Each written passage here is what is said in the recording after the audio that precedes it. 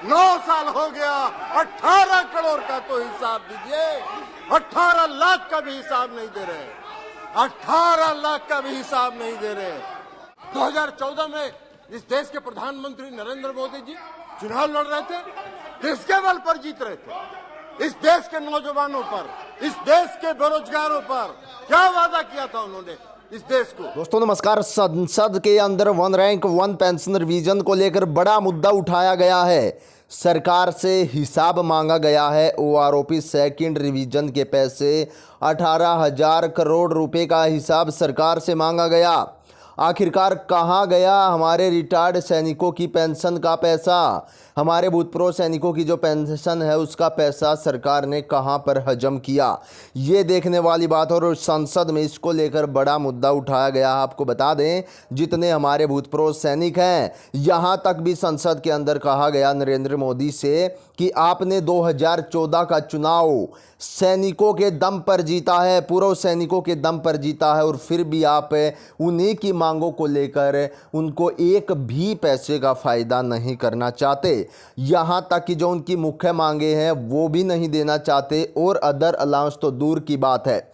तो इसको लेकर सदन में ललन सिंह ने पूरा बवाल कर दिया। आपको इस वीडियो में देखिएगा किस प्रकार से मोदी सरकार के एक एक झूठ का बांडाफोड़ किया गया है। जी हाँ, तो अब हम आपको वीडियो दिखाने जा रहे हैं। संसद की पूरी वीडियो देखिएगा और अपनी राय फिर कमेंट बॉक्स में जरूर बताइएगा। उनके प्रति संवेदना का भी एक शब्द नहीं बोल रहा।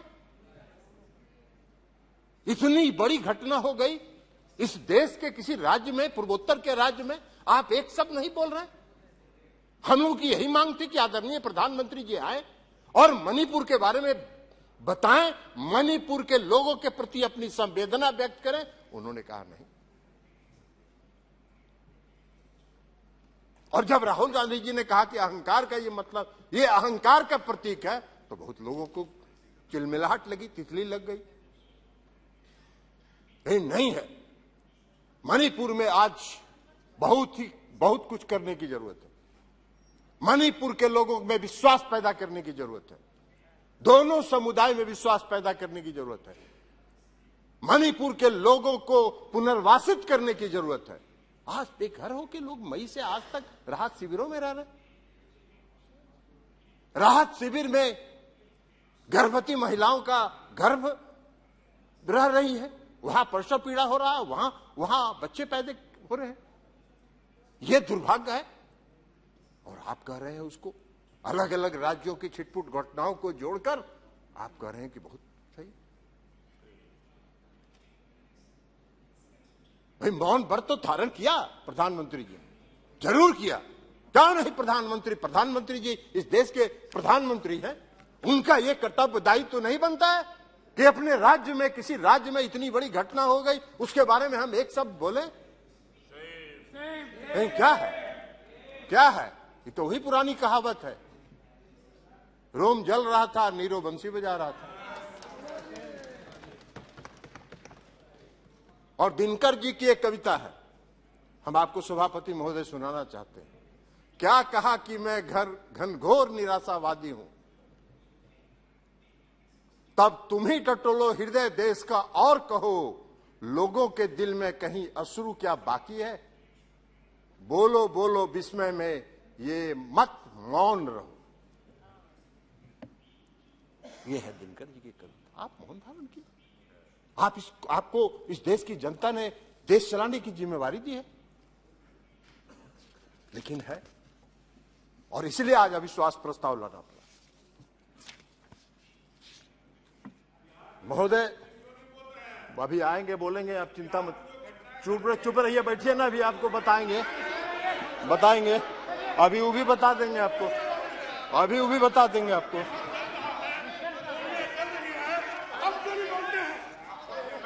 बैठिए आराम से बैठिए, सुनिए, नहीं बैठिए जी, आप बोलिए। चिंता मत करिए। आपका जब नंबर आए तब बोलिएगा। आप बोलने दीजिए, प्लीज बैठ जाइए। कोई चिंता नहीं, ठीक है। टिकट नहीं, जब आपका पक्ष का नंबर आएगा बोलने का, आप बोलिएगा। अब उनको बोलने दीजिए जी, बोलिए बोलिए, सभापति महोदय। उधर ध्यान मत दीजिए, आप बोलिए। सभापति जी, जी, महोदय, जी।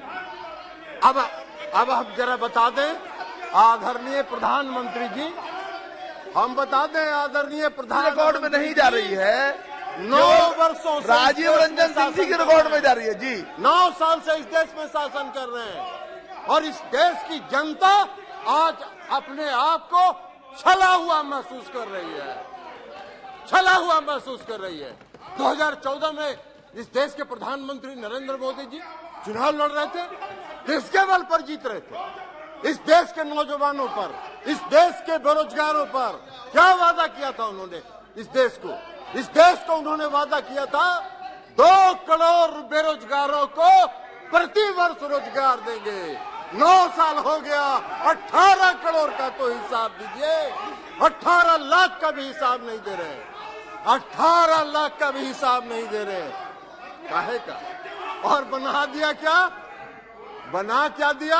हाँ, रोजगार दिया एक आदमी को रोजगार जरूर मिला, वो सबसे बेरोजगार था। हम नाम नहीं बोलेंगे किसको रोजगार दिया उन्होंने, ये खुद बताएं कि किसको रोजगार उन्होंने दिया, जो सबसे बड़ा बेरोजगार था। और उसको भारी रोजगार देके पूरा इस देश के नंबर 1 और दुनिया के नंबर 3 पर पहुंचा देने का काम किया। नाम बताइए आप ही, किसको इतना बेरोजगार था जिसको रोजगार दिया? इस देश के नौजवानों को तो रोजगार नहीं मिला। हम लोग भी चुनाव लड़ रहे थे 2014 में, जो बेंगलोर में, महाराष्ट्र में और अलग अलग शहरों में जो लड़के इंजीनियरिंग और मेडिकल कॉलेज में पढ़ते थे, सब अपनी पढ़ाई छोड़ के गांव आ गए थे और सब अपने घर में बैठ गए थे और कह रहे थे अपने अभिभावकों को कि मम्मी पापा वोट दे दो मोदी जी को, हम लोगों को रोजगार मिल जाएगा।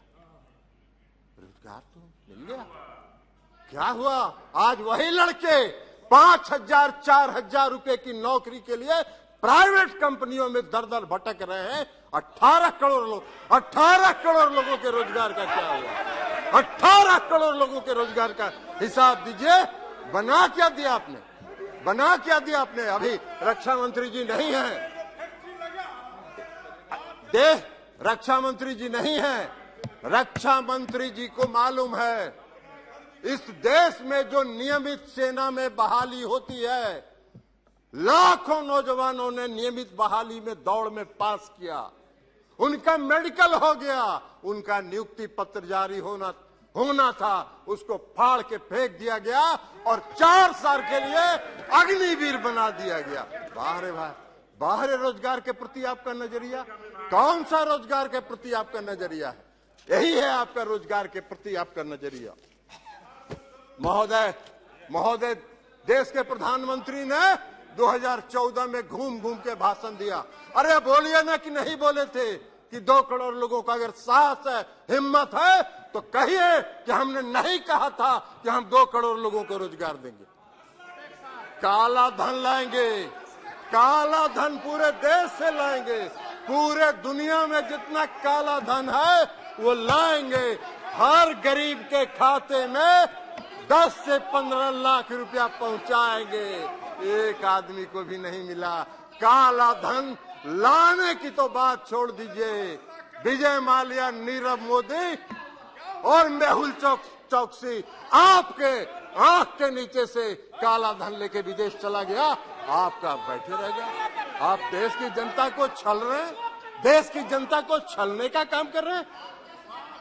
और उसके बाद इस देश के गृह मंत्री जी 2014 के चुनाव के बाद हमने देखा एक टीवी चैनल पर इंटरव्यू उनका, एक टीवी चैनल वाले ने पूछा देश के गृह मंत्री जी से कि माननीय गृह मंत्री जी, आपने इस देश में नौजवानों को 2 करोड़ लोगों को प्रति वर्ष रोजगार देने का वादा किया था, आपने हर गरीब के खाता में 10 से 15 लाख रुपए भेजने का वादा किया था, क्या हुआ? क्या कहा उन्होंने? उनका जवाब था कि चुनाव के टाइम में इस तरह के जुमले कहे जाते हैं जिसका कोई मतलब नहीं है। मेरे इसमें है, कहिएगा दिखा देंगे, दिखा